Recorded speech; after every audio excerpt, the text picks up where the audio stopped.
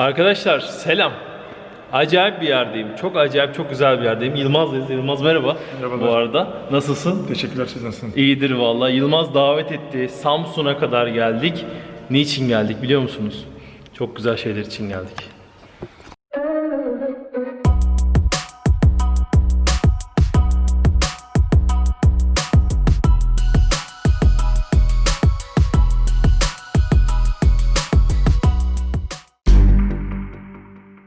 Şuraya bakar mısınız ya? Yılmaz'ın iki tane efsanevi böyle güzel Mercedes'i var.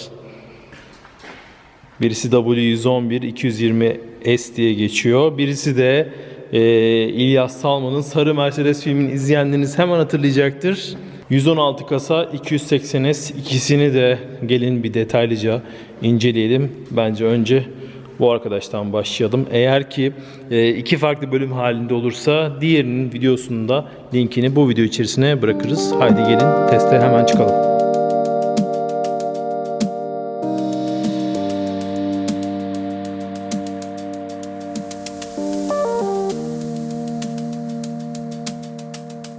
Evet arkadaşlar geldik şimdi Emre ile tekrar selam. Merhabalar. Valla buraya kadar bana bir kullandırdın. Benim aklım bir uçtu yerinden. İşte sabit planları çektik. Aracın bir duruşunu izledik ama izlemeye ben daha doyamadım. Onun için şöyle seni böyle aldım, hala izlemeye devam ediyorum. Gerçekten ama gerçekten çok uğraşmışsın, zaten anlatacaksın birazdan. Büyük bir emeğin var. Muhteşem bir araç. Nedir hikayesi? Nasıl başladı bu macera? Önce onu bir öğrenelim senden Emre. Bu maceram diğer aracımla başladı aslında. 116 kasa 280 S Mercedes'le. Trabzon'da amcamların oturduğu sitede bir otoparkta durmaktaydı. Trabzon'un maçlarına buradan Samsun'dan gittiğimde otoparkta sürekli aracı görüyordum. Lastikleri inik, toz içinde. Yaklaşık bir 2-3 sene o vaziyette gördüm aracı. Ondan sonra her gittim hatta camına böyle yapışıyordum aracı gördüğümde. Güvenliklere sordum bu araç kimin diye. Ondan sonra sahibiyle bir görüştük. Ona da İstanbul'dan, başka şehirlerden sürekli aracı bize sat diye teklif geliyormuş. O da pek satmayı istemiyordu açıkçası. Bir ortam oluştu. Aracı oradan aldık. İlk o aracımla başladı bizde Mercedes-Benz klasik aşkı. Ona birazdan zaten geleceğiz. Evet. Senden ricam, hazır buradayız, bu arkadaşın hikayesini bir dinleyelim Bu önce. arkadaş 1963 model 220 S, SP Aha. modeli diye geçiyor. 1959-1968 yılları arasında üretim bandından çıkmış. O yıllar arasında üretilmiş. Sıralı 6 silindir, 2200 cc, 110 beygir, 176 Nm tork değerlerine sahip. Kullanımıyla alakalı çok acayip detaylar var. Yani şimdi motor hacmine kıyasla fazla güç yok gibi duruyor ama kullanımla alakalı acayip detaylar var. Onları sürüşte değiniyor olacağım arkadaşlar. İlk sahibi sanırım bir hekimmiş. Evet, Doktormuş. Doktor Necmettin Şeyhoğlu 2 dönem Karabük milletvekili yapmış kendisi. Hatta Evet. şu anda Karabük Spor Stadyumu'nun ismi Doktor Necmettin Şeyhoğlu Stadyumu. 1963 yılında yurt dışından o getirtiyor bu aracı. Evet.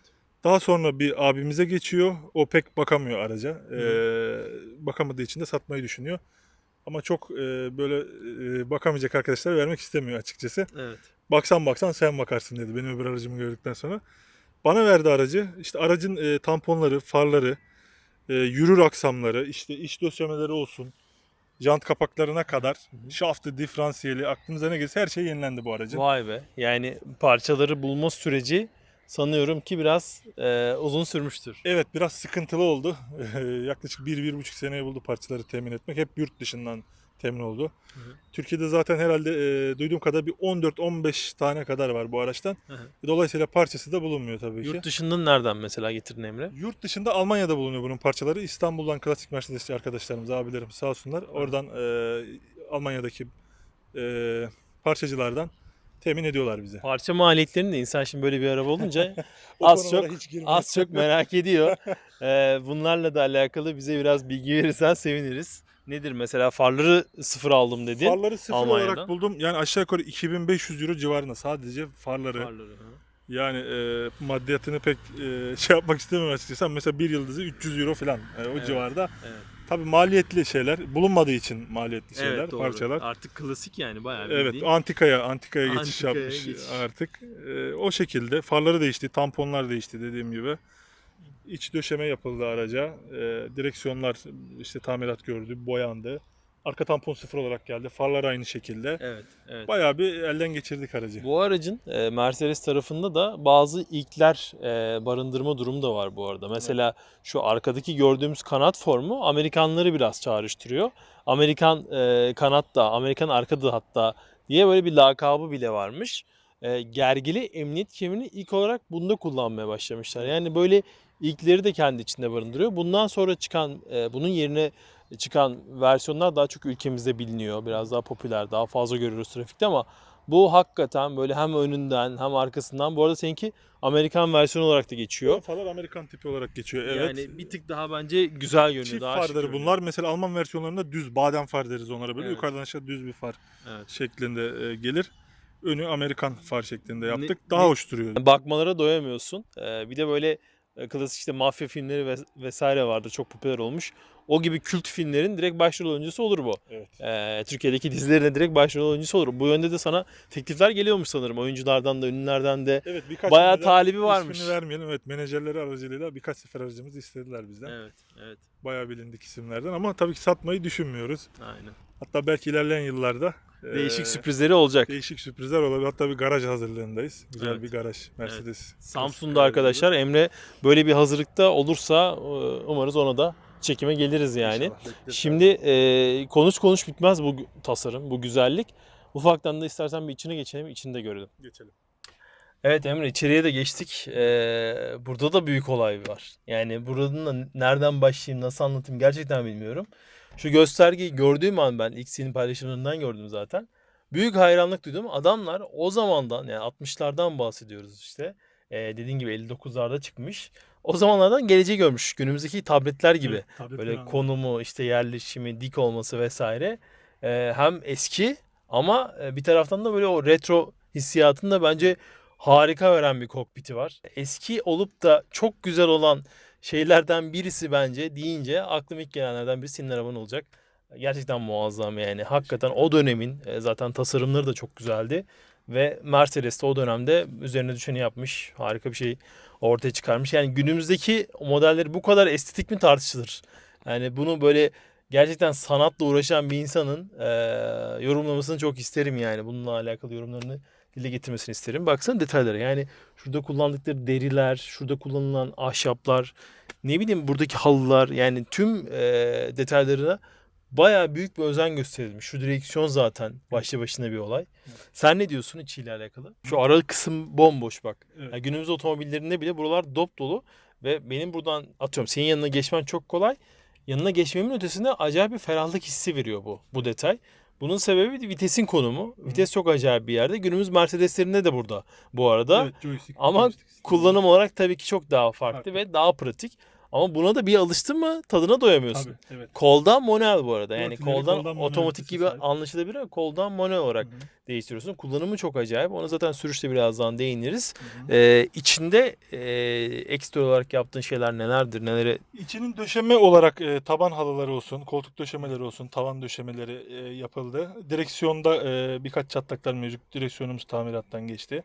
Vites kolları olsun, şey kolları olsun. Fazla bir oynamadık içerisiyle baktığın zaman.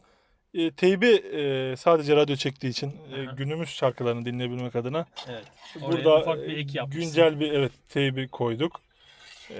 Bunu yaptık. İçerisi dediğim gibi çok fazla içini ellemedik aracın Bu orijinal arada içini. bölüyorum, Emre direkt arabanın konseptine uygun müzikler dinleyerek dolaşıyor. O yönünde muazzam yani. Arabanın hakkını her anlamda veriyor. Sunroof'un da var bu arada. Evet, burada bir de manuel açılır bir sunroofumuz var. Evet. Aktif vaziyette. Vay be. Onu da açalım. Bayağı bildiğin. Cam tavan büyüklüğünde. Sunroof gibi de değil Evet. ama cam tavan büyüklüğünde bir sunroofumuz da var. Evet. Araba çok şey hissettiriyor. Sağlam hissettiriyor, iyi hissettiriyor, sıkı hissettiriyor. Bilmiyorum öyle mi de. Yani sen daha uzun süredir kullanıyorsun. Beni de sürüşte çok acayip şaşırtan detayları vardı. Direkt onlara değinmek istiyorum. Onun için gel bir yola çıkalım. Çıkalım. Hadi bakalım. Evet Emre, ben az önce kullandım ama yine böyle kullanmak için bayağı heyecanlıyım. Çünkü yani beklediğimden çok daha iyi performans gösterdi. Karıştırmamak adına tekrardan sorayım sana. Direkt marş alıyor. Evet. Tek marş. Sese bakar mısın ya? 6 silindir sıralı. Sıralı 6 silindir. Evet. Çok güzel abi. Çok güzelsin ya. Direkt koldan. takmadan önce el frenimiz biraz enteresan. Bir daha tarif eder misin? Tam çekip Tam çekiyorum. sola çeviriyoruz. Sola çevirdim. Aşağı indirip eski yerine geri sağa doğru çeviriyoruz. Çünkü hiç kısamıyor zaten. Oturdu. Evet. Gösterge çok güzel ya. Şöyle kendime çekiyorum Evet, kolu. şu an biri de olabilir. Ha, birde mi şu an Şu an sence? Vallahi birdeymiş. Artık Şey, göz olarak onu eski arabalarda, bu yaştaki arabalarda benim en böyle zorlandığım şeylerden birisi pedal konumları. Konumlar rahat olmadığı için gerçekten arabaya hakim olmakta zorlanıyorsun. Bunda öyle bir şeyi daha az yaşadım. Yani konumlar vesaire günümüz otomobilleriyle neredeyse aynı. Hiç zorlanmıyorsun. Bu arada arkadaşlar kemerleri takamıyoruz. Kemerlerde arıza olduğu için, yani hiçbir şekilde gelmediği için takamıyoruz. Burada şöyle bir detay var. Pedal konumlarında bir problem vardı tabii bizim boy Aha. uzun olduğu için. Ben de 1.91 boyundayım. Gaz pedalı mesela çok yukarıda kalıyordu. Aha. Mesela gaz pedalını aşağıya aldırdım. Tamam işte bak. Çünkü bayağı bilek ağrısı yapıyordu. Evet, Boy evet. şeyinden dolayı. Çok isabet olmuş. Ben Evet. diyeyim sana yani. Evet. Evet arkadaşlar, artık yola çıkalım. Devasa bir direksiyon simidimiz var. Mutlaka iki elle çevirmeniz gerekiyor eğer büyük bir manevra yapacaksanız. Hidrolik olmadığı için Aynen. tabii ki. Çok güzel işte 50-60'ların 70'lerin bu arada müziklerini Emre dinlete geldi bana. Onları dinleyerek gelmek tabii ki çok daha keyifli oluyor. Ya şu büyüklük, yani o kadar şey ki, saf bir büyüklük ki ve o kadar keyif verici bir büyüklük ki acayip ya. Burun kısmı özellikle böyle. Burun kısmı, evet Emre. Burun kısmı böyle sanki bitmeyecekmiş gibi, çok uzun. Bayağı büyük. Yani bu en burunlu Mercedeslerden birisi. Tamamen hakimsin. Park Aynen. ederken de bayağı kolaylık oluyor zaten. Şimdi 2'ye alacağım. Evet, kendinize doğru çekelim. Kendime doğru çekiyorum, aşağı ittiriyorum. Bu kadar. Yani aslında şuradaki mantığın Evet. burada olan versiyonunu yapıyoruz. Kol tarafına alınmış aynı mantık. Arkadaşlar oturunca bayağı gidiyor. Bayağı yürüyor yani. Yani hani bu kadar yürümesini ben kesinlikle beklemezdim. Bayağı şaşırtıcı düzeyde yürüyor. Sağdan mı gidelim, düz mü gidelim? Ana yola inebiliriz. Ana sahile yola inelim. gidebiliriz. Fark Tamam, etmez. sahile gidelim bence. Bu arkadaşın yeri sahil. Güzel yerler hocam. Bu kadar güzel bir şeyin yeri güzel yerler. Direkt kornamızı da şöyle yapabilirsin. Evet, yaptım. Her zaman çalmaz. Böyle kasislerden çok Aslında dikkat çok, ederek. çok hissettirmiyor ama tabii Evet, dikkat etmemize. Saygı göstermek lazım. 60 küsur yaşında bir araç olduğu için Neredeyse 70'e gelmiş hatta. parçasını da bulamadığımız Evet. için dikkat Evet. ediyoruz tabii ki. Ya çok bilmiyorum da çok güzel ya gerçekten. Hani ilk böyle kullandığımda da aynı hissiyatı vermişti bana. Şimdi de öyle. Vallahi Ben bir Emreciğim, yıldır kullanıyorum. Hala aynı hissiyatı Değil veriyor mi? bana. Hiçbir değişiklik yok. yani sen bayağı bir tabii ki uğraşmışsın almasıyla, restorasyon süreciyle vesaire ama bilmiyorum değmiştir diye tahmin ediyorum şu keyfi aldıktan Tabii sonra. ki, tabii ki. Tartışmasız. Kendime çekiyorum tekrar. Kendinize çekiyorsunuz. Boşalıp. 3. Evet. Viteslerle alakalı şu çok dikkatimi çekti. 3. viteste çok düşük bir devirde devri mesela göremiyorsun ama çok düşük bir hızda ilerleyebiliyor olman çok enteresan bu arabada. Evet. Yani şey gibi biraz böyle o büyük motor, herkes bu arada selam veriyor. Bir şekilde bir şeyler yapıyor. Bir ilgi gösteriyor. Evet. O büyük motorun artısından mıdır nedendir bilinmez ama gerçekten çok çok düşük bir hızda. Mesela 3. vitesteyiz şu anda. Evet, bazen Bak öyle iyice ikinci yavaşladık. viteste gidemeyeceği Evet, hızlarda. kesinlikle burada artık titremesini falan beklersin. Evet. Bak gidiyor herif 3'te ve şu anda. Bak hızımız yani 10-20 arası bir şey. Evet. Çok enteresan bir detay bu. Çok güzel bir detay yani. Bir Mercedes klasiği bu arada. Manevraları yapmak kesinlikle zor olmuyor. Çünkü dönüş yapı bayağı bir iyi. Ama şöyle süzüle gitmek bilmiyorum da Emre. Sen ne düşünüyorsun? Klasikçilerin zaten bir sözü var. Hız için değil, haz için Değil mi? derler. Sen bu arada bir dönem spor otomobilleri daha fazla Tabii. meraklıymışsın. Sonradan diyorsun ki birden Klasik otomobile bindikten klasiğe sonra dönüş spor oldu. arabaları bir kenara bırak. Hadi be, o derece yani. O derece. Tamamen unutuyorsun. Sese bak. Böyle dolu dolu. Yani bir güç var, çok mütevazi bir güç var. Büyük bir hacim var ama çok dolu dolu geliyor ya. Abi sese bakar mısın, gidişe bakar mısın ya? Harika ya. Valla. Yürüyen aksamla alakalı seni zorlayan bir parça, bir şey oldu mu? Şöyle Restorasyon sürecinde. Şöyle söyleyeyim, yürüyen aksam aklınıza gelebilecek her malzeme değişti. Evet. Çünkü inanılmaz kötü durumdaydı. Şaftından diferansiyeline, süspansiyonlarına, tablo burçlarına, motor takozlarına kadar komple bütün yürüyen aksam değişti. Bunları da mı Öyle yurt dışından getirdin yoksa? Yurt içinde bulduklarım oldu. Yurt dışından daha önce Türkiye'ye gelenler oldu. Bu araç sahipleri daha önce yedek parça olarak birkaç abimiz kendine getirttirmiş. Aracı sattıklarından dolayı elinde kalan parçaları ben de yedek parça olarak koyduğum parçalar da var mesela. Evet. Daha ileride bulamam diye şu an mesela bir takım far, bir takım stop kenarda Allah Ne olur göstermesin olmaz. ne olur ne olmaz diye tabii. Duruyor. Evet. Evet Emre, çok teşekkür ettik sana. Samsun'a geldiğimizde gerçekten neydi? Harika 2 Mercedes'im var. Diğer Mercedes'in testi de arkadaşlar ya şimdi hemen geliyor ya da bir bağlantı bırakırız şurada bir yere. Oradan onun videosuna da ulaşabiliriz. Tekrardan çok teşekkür ettik. Ben teşekkür ederim. Emreciğim. Çok sağ olun. Eyvallah. Hemen diğerine bir zıplayalım istersen. Geçelim. Evet.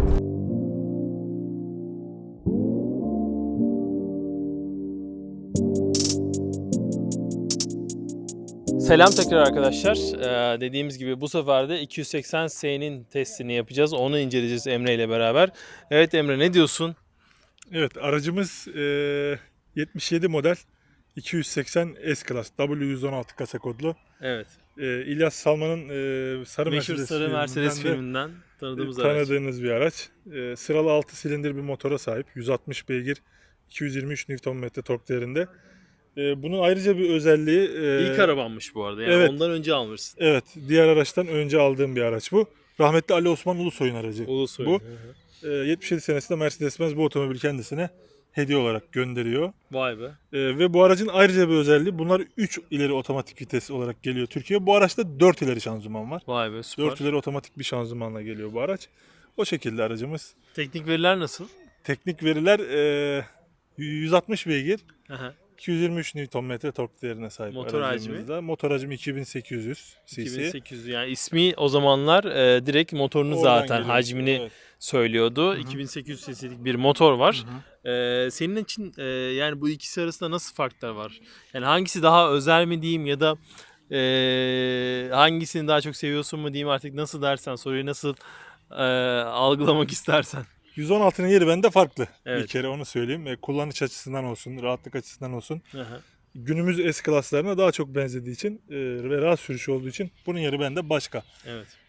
İlyas Salman'ın filminden de hastası olduğum bir otomobil benim bu araç. Evet. O yüzden bunun yeri bende farklı ama tabii ki diğeri de döneminin güzel otomobillerinden. Peki buna da bazı masrafların olmuş. Neler yaptın? Bu araca ön far grubu ve alt yürüyen takım değişti. Motordaki bütün plastik hortumlar, borular çatlayabilecek zamanla tabii sıcak soğuk farkıyla. Kaportaya da işlemler olmuş. Tabii kaporta işlemleri oldu komple. Çok küçük de olsa şöyle ufak tefek marş piyalarında, bunlar da kroniktir. Evet. Ufak tefek çürükler vardı, onlar tamirat oldu. Dışına komple bir boya yapıldı. Onun haricinde bu araca çok bir işlem yaptırmadık. Koltuk döşemelerine kadar orijinal bir araç. Vay be, içindeki Evet. her şey orijinal diyorsun. Tabii koltuk döşemelerine kadar orijinal bir araç. Her ikisi de çok güzel görünüyor. Yani bakmalara doyamadığımız, böyle gerçekten gözümüzü doyuran, göz zevkimize hitap eden bir gün oldu, bir çekim oldu bizim için de. Ayrıca bunun için teşekkür ediyoruz sana. Ben teşekkür ederim. Ufaktan diyorum ki bir yola çıkalım. Bunun Çıkalım, da bir test yol edelim. karakterini görelim. Test Bakalım. edelim. Hadi Tabii. bakalım. Evet Emre, içine geçtik. Hakikaten yani biraz şimdi bunu da çok beğeneceksin diyordun. İçine geçtiğim zaman ekstra bir beğendim. Yani dışını, tasarımını beğenirsin beğenmezsin ayrı konu ama içi gerçekten çok güzel. Yani bayağı özenerek tasarlanmış. Tasarım olarak da güzel. Kullanılan materyal kalitesi çok iyi. Ve şöyle dokunduğun her yer çok iyi hissettiriyor. Böyle eski ama şey değil, kötü değil yani. Hani eski demek bazen kötü demektir. Bu kesinlikle kötü değil. Direksiyon simidi çok çok iyi. Çok özel. Böyle baksana, dokunduğun zaman değişik bir hissiyatı var. Evet. Böyle buruşmuş gibi algılanıyor ama öyle değil. Biliyorum. Yani ilk zamandan beri böyle. Bak, vites topuzu falan bir taraftan çok zarif ama bir taraftan o ağırlığını da çok iyi hissettiriyor. Şu ızgaralar, şu devir saati ve buradaki kullanılan bu gösterge saati, daha doğrusu burada kullanılan bu saat de sanki devir saatiymiş gibi böyle algılanıyor ama genel anlamda ben çok beğendim tarzının, tasarımını. Gel istersen ufaktan bir yola da çıkalım.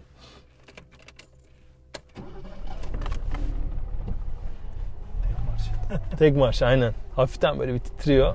Ama ısınınca zannediyorum o Bu şeyler araçlar falan sil geçer. seven araçlar olduğu için ısındıkça daha çok topluyor kendini. Bu arada vites değişimlerinde özellikle D'den R'ye geçerken hafiften böyle yaylanmalar arkada hissediliyor. Evet. Yani dışarıdayken Drive'ı aldığımızda oturuyor arkası aracının mesela. Öndüğümüz gibi. bayağı. El frenini de şuradan şöyle çekiyorum kendime. Klasik Günümüz Mercedes'lerinde de neredeyse var. Bir 5 yıl öncesine kadarki Mercedeslerde karşımıza çıkan bir detay.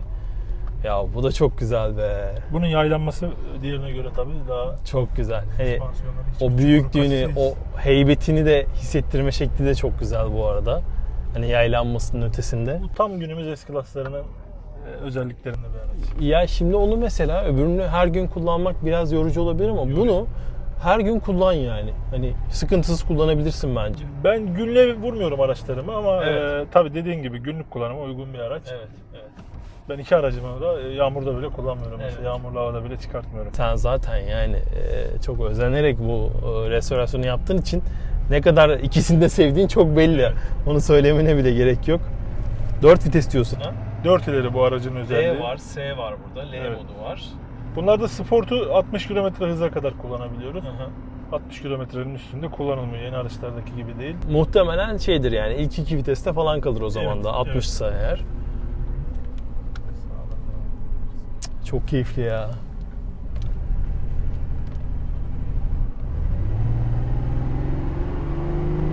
Vay vay vay. İvmelenme falan bayağı iyi. Ama bunu çok medeni bir şekilde yapıyor. Yani çok şey yapmıyor. Güç böyle birden güç patlaması gelmiyor, olmuyor. yavaş yavaş. Oysa ki iyi de hızlanıyorsun yani bir taraftan. Evet dediğin gibi süspansiyonlar falan bayağı olay Emre Kasisleri çukurları hiç hissettirmiyor. Mesela frenlemeden geçelim biraz buradan. Böyle. diyorsun. Ben kıyamıyorum ama bayağı herif şey gibi geçti o. Bunların klasik geliştirme testlerinin olduğu videolar vardır. Evet. O videolardaki gibi gövde hiç neredeyse sarsılmadı. Evet. Alt tarafta bir şeyler oldu ama yani o çok belliydi. İlk ABS bu otomobilde 79 senesinde bu otomobilde geliyor. Evet. Bizim aracımız yok. Bizim aracımız 77 model olduğu için.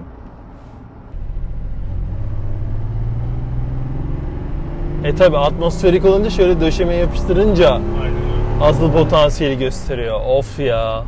Çok iyi. Yani devir saati hani koymamışlar ama onu böyle burada arıyorsun acaba kaç bindeyim diye. Evet. Sesinden. Bak ısınınca olay dediğin gibi değişti. Çok daha güzelleşti. Özellikle 100 kilometreden sonra bu aracın asılması daha tabii.